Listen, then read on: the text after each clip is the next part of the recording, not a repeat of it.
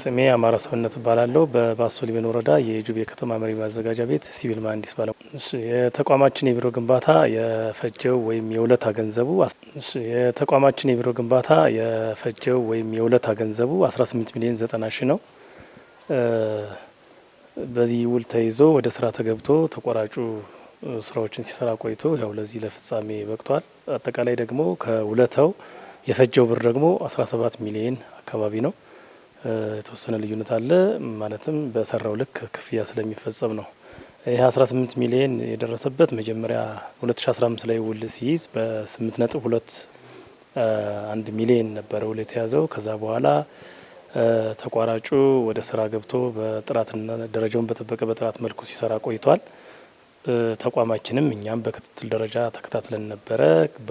ከዛ ቀጣይ በወቅታዊ ችግር ምክንያት ትንሽ ፕሮጀክቱ ጋፕ ብሎ ነበረ።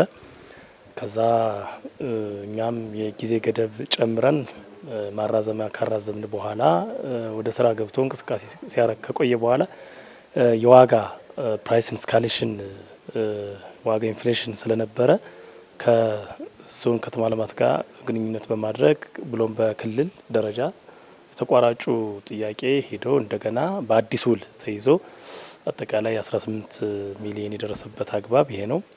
ሲቀጥል ፕሮጀክቱ በመገንባቱ በፊት ላይ ከመገንባቱ በፊት ከመግለጽ በፊት ፕሮጀክቱ የነበረበት የተቋሙ ደረጃ ጭቃ የነበረ የፈራረሰ ከዚህ በፊት ታሪኩ እንደምንረዳው ከተቀደምት አባቶች እንደተረዳ ነው በ1937 ዓመተ ምህረት የተገነባ ቢሮ ነበረ። ማህበረሰቡም ያውቀዋል። የፈረሰ ነበረ። ለባለ ጉዳይ ለማስተናገድ ምቹ አልነበረም። ፀሐይ የሚፈራረቅበት ሙቀት ቁጭ ብሎ ባለ ጉዳይ ለማስተናገድ በጣም ፈታኝ የነበረበት ነው።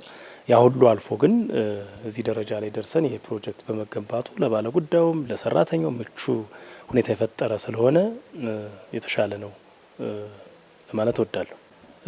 አጠቃላይ የማስተላልፈው መልእክት እንግዲህ ለከተማችን ማህበረሰብም ሆነ ለባለ ሀብቶች ሁሉም ለሴክተሩም ልክ እንደ የጁቤ ከተማ መሪ ማዘጋጃ ቤት ጥራቱን በጠበቀ መልኩ ግንባታዎች እየተገነቡ ህብረተሰቡ አገልግሎት እንዲያገኝ ለማለት እወዳለሁ።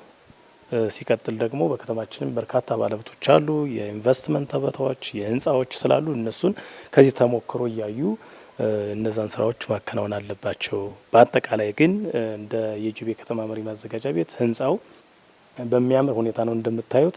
ከአጨራረሱ የፊኒሽንጉ ከበሩ ከሴራሚኩ ከላንድስኬፑም በርካታ ማንኛውንም ማህበረሰብ የሚስብ ስለሆነ ቀጣይ ላይ ባለ ጉዳዮች ሲስተናገዱ ወይም ማህበረሰቡ መጥቶ ሲስተናገድ ምቹ ሁኔታ የፈጠረ ስለሆነ አንደኛ ቀጣይ ላይ ፕሮጀክቱም ሲሰራ ዲጂታላይዝድ ተብሎና በመዋቅሩን ሰፋ ብሎ ነገ ከነገ ወዲያ የጁቤ ከተማ ወደ ከተማ አስተዳደር እና ከንቲባ መዋቅር ስለሚኖራት ያ ሁሉ ታሳቢ ተደርጎ ፕሮጀክቱ የተገነባ ስለሆነ ለህብረተሰቡ መልካም አጋጣሚ የፈጠረ ነው ለማለት እወዳለሁ።